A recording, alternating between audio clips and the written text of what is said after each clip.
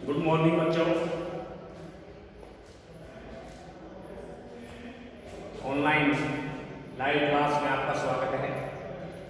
आज जैसा कि कल आपने पढ़ा था, पहला पाठ दो बैलों की कथा, जिसके लेखक थे मुंशी प्रेमचंद। कल हमने आपके लेखक परिचय के बारे में बताया था, कुछ पाठ के बारे में भी बताया था।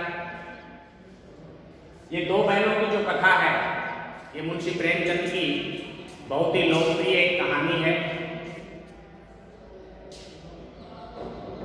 और कहानी ऐसे कि वैसे तो इस पृथ्वी पर गधे को ही सबसे बुद्धिमान पशु के रूप में माना गया है, क्योंकि किसी भी व्यक्ति को कोई उपाधि देनी होती है, उसे कोई भी मिसाल देनी होती है, तो गधे से संबोधित करते हैं। परंतु बैल जो एक किसान का एक साथी है, बहुत ही साधारण सहनशील पशु है। ऐसे ही उन दो बैलों की कथा यहाँ पे बताई गई है पाठ के अंदर, इस कहानी के अंदर, कि एक झुरी नाम का किसान था। उस किसान के पास हीरा और मोती दो नामक बैल थे। उन बैलों से वह अपनी खेती करता, उनको अच्छा दाना पानी चारा खिलाता और अपना काम करता। परंतु उसकी जो पत्नी थी, उसको उन बैलों से बड़ी चिढ़ थी। जब झुरी अपने बैलों पर हाथ फेरता, उन्हें चारा खिलाता, तो उसे चिढ़ होती थी कि ये इनकी इतनी देखभाल क्यों करता है। और उस चिढ़ के कारण उसने एक दिन अपने भाई को कहा कि भाई, तुम ये बैल यहां से ले जाओ। झुरी का साला उन बैलों को मांगने के लिए आया। झुरी ने वो बैल उसे दे दिए। उसने ले जाकर के उन बैलों को, भूखे प्यासों को ही हल में जोत दिया। हालांकि वो बेचारे बड़े ही अनमने मन से उसके साथ गए और अनमने मन से ही उन्होंने काम किया। जैसे ही शाम को उन्हें उनके स्थान पर बांधा गया, सूखा भूसा, सूखा चारा उनके सामने डाल दिया गया और उसने अपने बैलों को खल बिदौला आदि खाने को दिया। ये देख करके हीरा और मोती को चिढ़ हो गई। उन्होंने रात को ही विचार किया कि यहां हम नहीं रुक सकते। उन दोनों ने उन रस्सियों को तोड़ करके वहां से भागने का प्लान किया, जिससे उन्हें बांधा गया। जब पूरा परिवार गहरी निद्रा में सो गया, तो उन्होंने ऐसा ही किया, जोर लगाया और उन रस्सियों को तोड़ करके वहां से भाग चुके और सीधे आकर के झुरी के जहां उनका पहले स्थान था, वहां आकर के खड़े हो गए। जैसे ही सवेरा हुआ, झुरी उठा, उसने देखा कि उसके दोनों बैल उसके स्थान पर है। वो बड़ा प्रसन्न हुआ। उसने दोनों को गले लगाया, उनका लाड किया, उनके शरीर पर हाथ फेरा। वह बड़ा प्रसन्न हुआ। जैसे उसकी पत्नी ने उन्हें देखा, वो फिर चिढ़ गई। शाम तक झुरी का साला फिर वापस आया।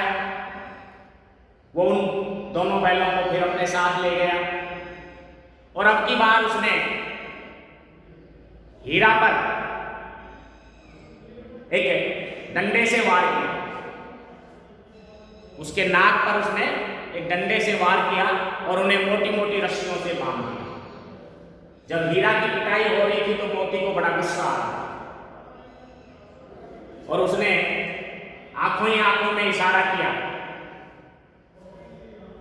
कि मुझे बहुत गुस्सा आ रहा है, तू कहे तो इसे सींग मार के गिरा दूं।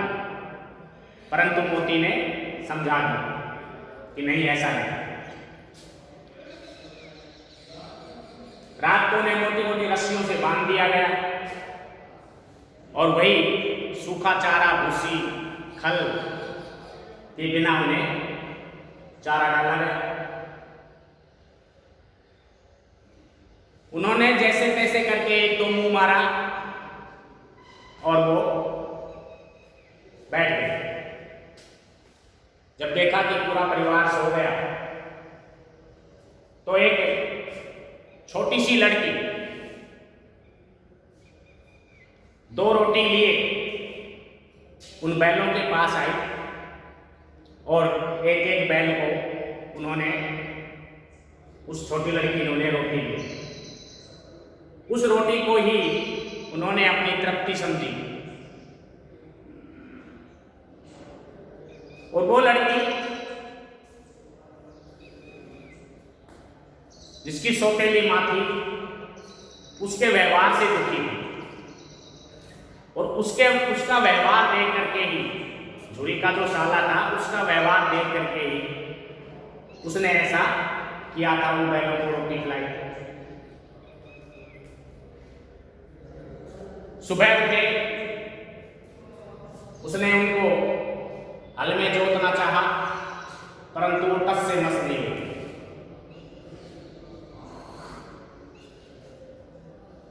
वो उन्हें पीटता रहा, उन्होंने एक कदम भी आगे नहीं बढ़ाया। उसने लाकर के फिर उन्हें वापस उनके स्थान पर बांध दिया। कमजोर हो गए, थकान से बिल्कुल थक चुके थे वो।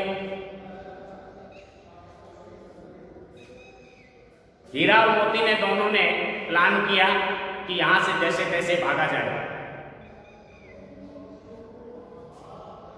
रात हुई, उन्होंने उन रस्सियों को तोड़ दिया और वहां से दोनों भाग चुके। पास में ही एक किसान के मटर का खेत था। पहले दोनों ने जी भर के अपने मटर खाए, अपना पेट भरा और फिर मस्ती करते हुए आगे बढ़े तो जैसे ही उनका मुकाबला एक सांड से हो गया। हालांकि हीरा और मोती को सांड से लड़ने का अनुभव नहीं था, परंतु उन दोनों ने एकजुट होकर के उस सांड को हरा दिया। हीरा पीछे से वार करता तो मोती आगे से अपने पैने सींगों से वार करता। इस प्रकार दोनों ने उस पर विजय प्राप्त करके उसको भगा दिया और मस्ती में बढ़ते हुए आगे बढ़े। तो गांव के कुछ लोगों ने उन्हें पकड़ लिया कि ये तो आवारा पशु है। उनके गले में छोटी छोटी रस्सियां लटक रही थी। उन्होंने उन्हें पकड़ लिया और पकड़ करके काजी हंस के अंदर, काजी हंस वह स्थान है जहां पर लावारिस पशु को बंद किया जाता है, उनको रखा जाता है, उनमें ले जाकर के बंद कर दिया। वहां देखा तो बहुत सी गाय, भैंसे, गधे, बकरियां, जो भी आवारा पशु थे वो सारे एकत्रित थे। अब उसमें उन दोनों का वहां पर भी मन नहीं लगा। तो मोती ने उस काजी हंस की जो कच्ची दीवार थी उस दीवार को सींग से गिराना चाहा। उसने बार बार उस दीवार पर वार की। ये देख करके जो काजी हंस का मालिक था वो आया और उसने 2-4 डंडे जो है मोती पर बरसाए और उसे मोटी रस्सी से बांध दिया। अब हीरा ने सोचा कि मोती का तो बंदोबस्त हो गया, उसे तो बांध दिया गया। अब उसने कोशिश की। अब हीरा धीरे धीरे उस दीवार को तोड़ने लगा और तोड़ते तोड़ते वो दीवार इतनी टूट गई कि वो आराम से उसमें से कूद करके जा सकते थे। धीरे धीरे एक एक करके उन्होंने सारे जो लावारिस पशु उन सबको बाहर निकाला और खुद भी बाहर निकल गए। वहां से दौड़े दौड़े वो जा रहे थे कि उन्हें फिर पकड़ लिया गया और पकड़ करके अगले रोज के लिए कि जो भी आवारा पशु होते थे उनकी एक बोली लगती थी, उन्हें नीलाम किया जाता था।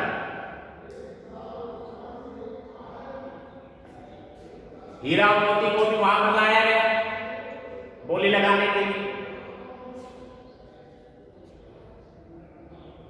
जब वहां बहुत सारे पशु थे, उनकी बोलियां लग रही थी, तो हीरा और मोती ने देखा कि एक दड़ियल सा व्यक्ति, एक कमजोर सा व्यक्ति, या यूं कहें जो कसाई जैसा प्रतीत हो रहा था, वह व्यक्ति उन बैलों को खरीदने की बात कर रहा था। उन दोनों ने सोचा कि ये आगे खरीदेगा और ये कसाई प्रतीत हो रहा है। दोनों ने विचार किया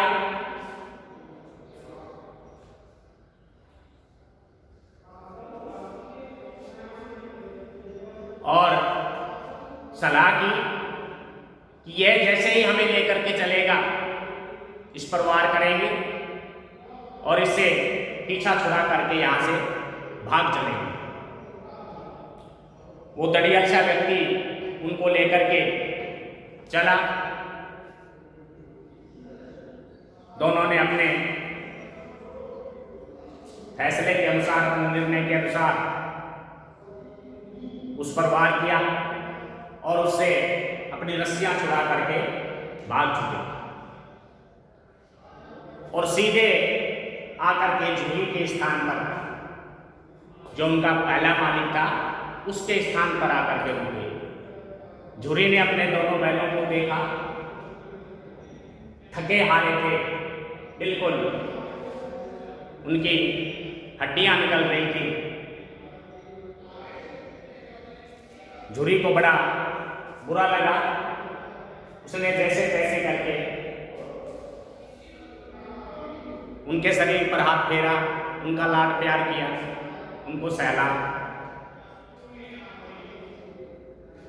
जब झुर्री ने उन्हें अपने स्थान पर देखा तो उसकी प्रसन्नता का ठिकाना न रहा। बड़े ही उल्लास में भर करके उसने दोनों की नांद के अंदर, नांद जहां पशुओं को खाना खिलाया जाता है,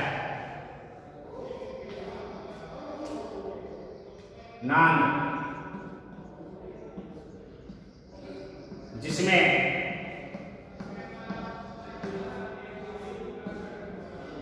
पशुओं को खाना खिलाया जाता है,